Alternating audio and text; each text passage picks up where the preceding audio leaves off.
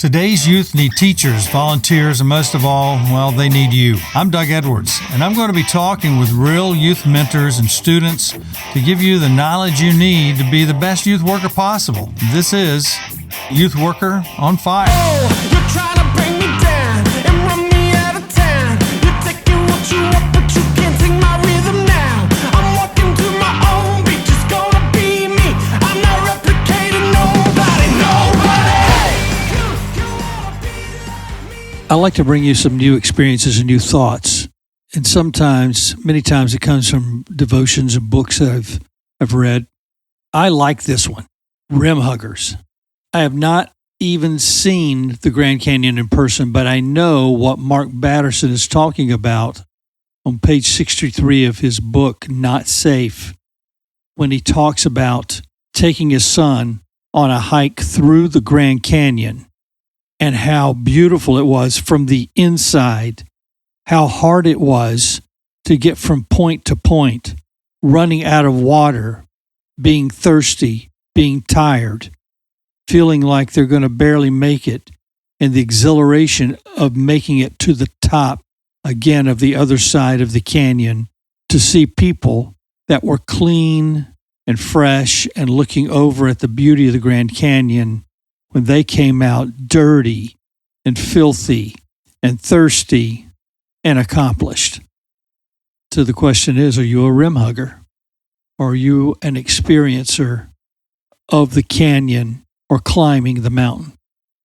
I fought the Appalachian Mountains and Rockies. I know what that's like with students, usually anywhere from 20 to 40 at a time, and staff, volunteer staff. I did it year after year after year. I worked in the Guatemala City dump with students and staff and sections around Santo Domingo that tourists don't go to. They don't want to go there.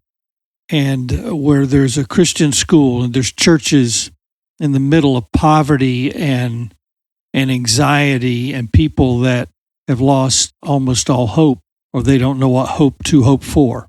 Tourists don't go there. Both sides of the border in Mexico, I've been on the Texas side and the Mexico side. It's a different world. It's not the same as the interior of Mexico. It's not the same as any other part of the United States.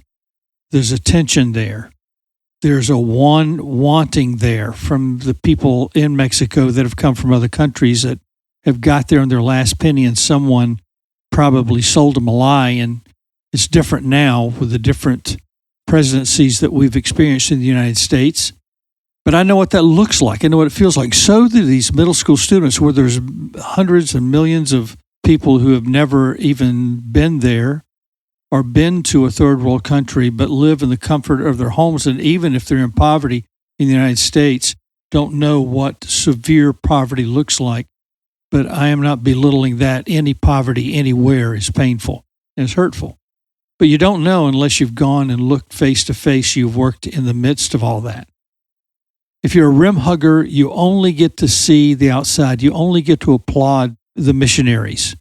You'll listen to this podcast and you'll listen to Larry Stevens, who's traveling around the world, while his wife Amanda is taking care of their 4 children, their 4 teenagers, 3 boys and 1 girl, while he is promoting the new animated Jesus film. The different people and missionaries that you may know or support, but you've never been to a third world country. You've never been to a place that is mostly non-believers. They don't believe in Jesus Christ. They have another religion or no religion at all, or no faith. You can talk from experience, or you can be rim huggers. You stand on the sidelines and act like they know what they are talking about. You can talk about Jesus, or you can share the gospel face to face and ask to pray the prayer of salvation with someone who's been looking for God. And by the way, they're waiting for us, and God's waiting for his people to be willing to ask the question. The reason we think no one wants to know about Jesus is because we don't ask them if they want to know Jesus or if they're hurting.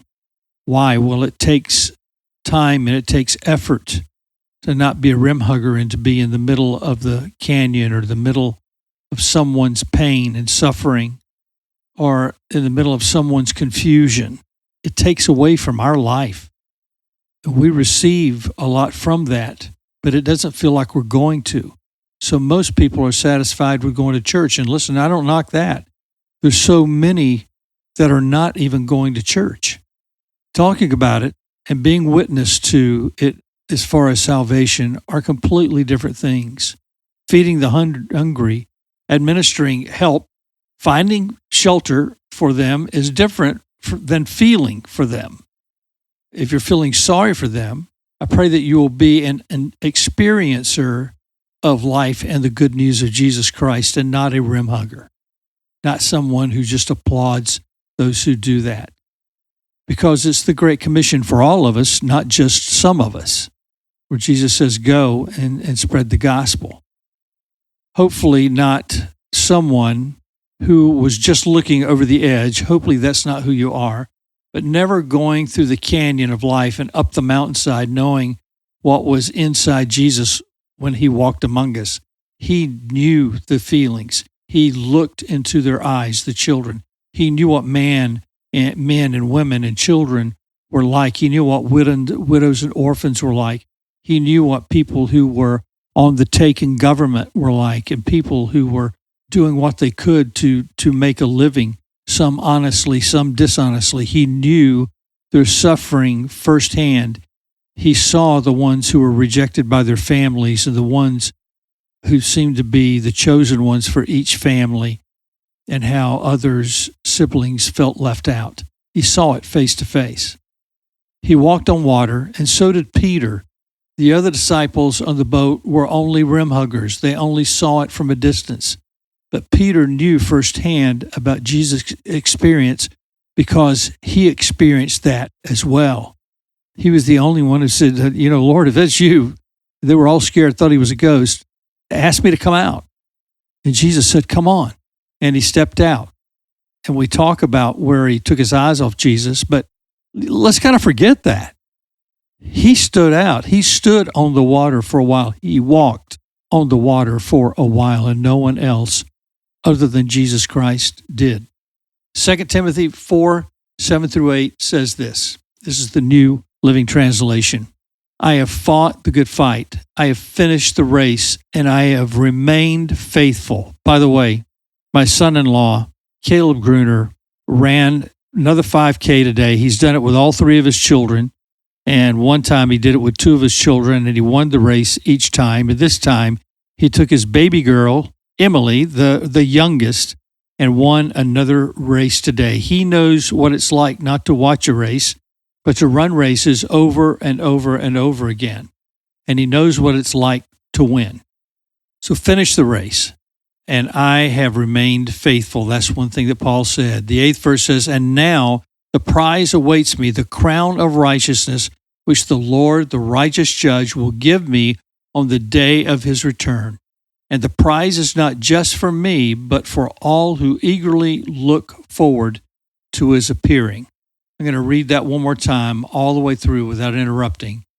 I have fought the good fight. I have finished the race, and I have remained faithful.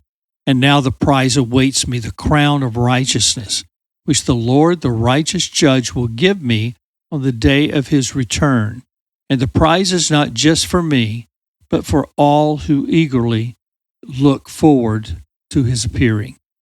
Don't just be a rim hugger. It's fun to watch. And there's some things that just scare us too much, and it's all we can do is watch. But every chance you get, every chance you will take to step over the edge and hike the valley and hike the canyon, or face the mountain and climb it to the top and back down, whether that's a spiritual journey, an emotional journey, or a physical journey where you're actually doing it. Take the leap, stop being a rim hugger, and know what it's like to be face to face with the journey. You've been listening to the Youth Worker on Fire podcast. If you like what you hear, please subscribe and tell your friends. Also, leave a comment and tell us what you think. Stay tuned for more informative episodes.